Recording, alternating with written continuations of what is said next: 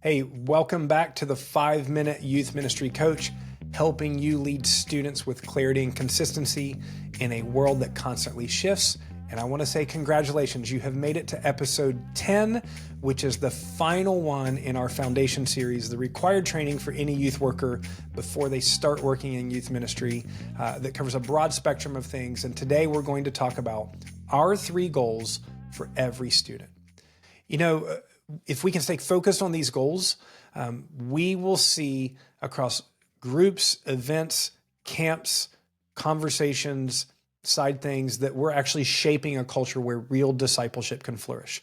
So these 3 goals are simple, but they are powerful. Let me share them with you and then we'll unpack them. First, we want students to feel welcome and wanted. Next, we want them to find their people. And then third, we want to see them engaged in discipleship. So let's talk about feeling welcome and wanted. Every student should know you matter here. From the moment that they arrive, students need to be greeted, pursued, and not just tolerated. They need to be seen in order for that to happen. You know, students decide pretty quickly whether this is the place for them or not. And we want our words, our presence to scream, you belong here. Most students, their default is going to be that they're really self-absorbed. And so if they're new and don't know anybody, they're going to isolate themselves and feel like everybody's got friends besides them, and they're not going to reach out. But when they find their friends, they end up getting self-absorbed in their friend group and they stop remembering what it's like to be alone. The reality is our adult leaders are sometimes like this as well. You know, by God's grace, we have a great group of adults, and a lot of us have made great friendships over our time serving in youth ministry. We're glad to see each other each week. But what we don't want to happen is that our first 15 to 20 minutes as students are arriving to be when we are face-to-face checking in with one another.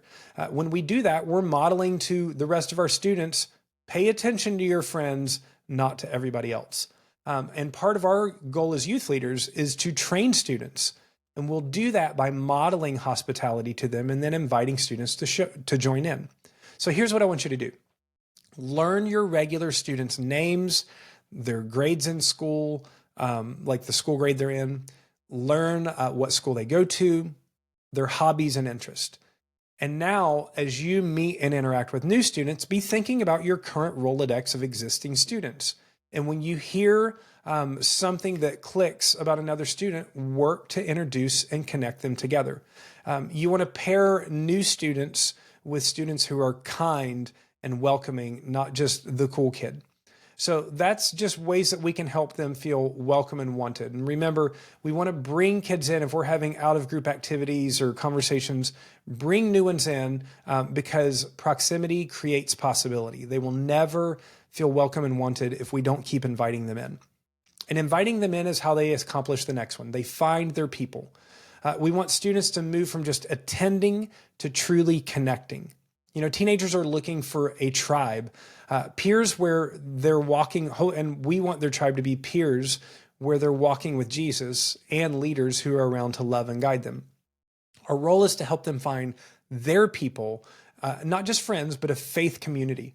This happens through consistency in small groups, through shared experiences, and leaders who are intentional matchmakers in relationships. You can't make people be friends, but you can nudge them. You can introduce them to one another, and you can help create shared spaces for their friendships to grow. So when you're with students, don't just think about how they're connecting with you. Think about how you can get them to connect with each other.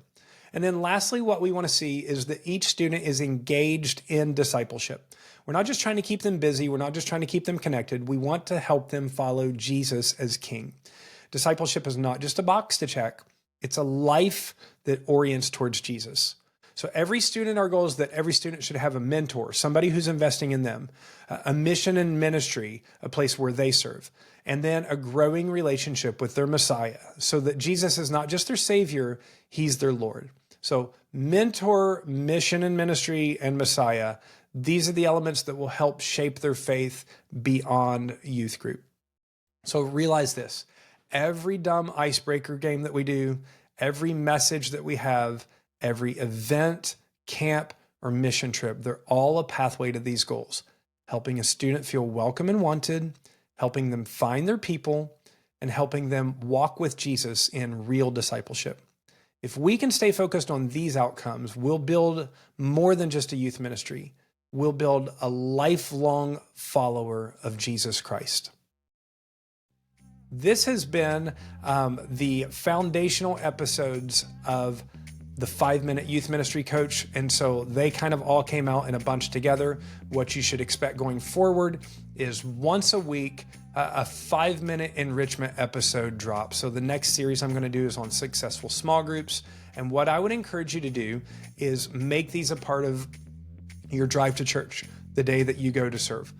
I'm Jay Holland. This has been the 5-Minute Youth Ministry Coach.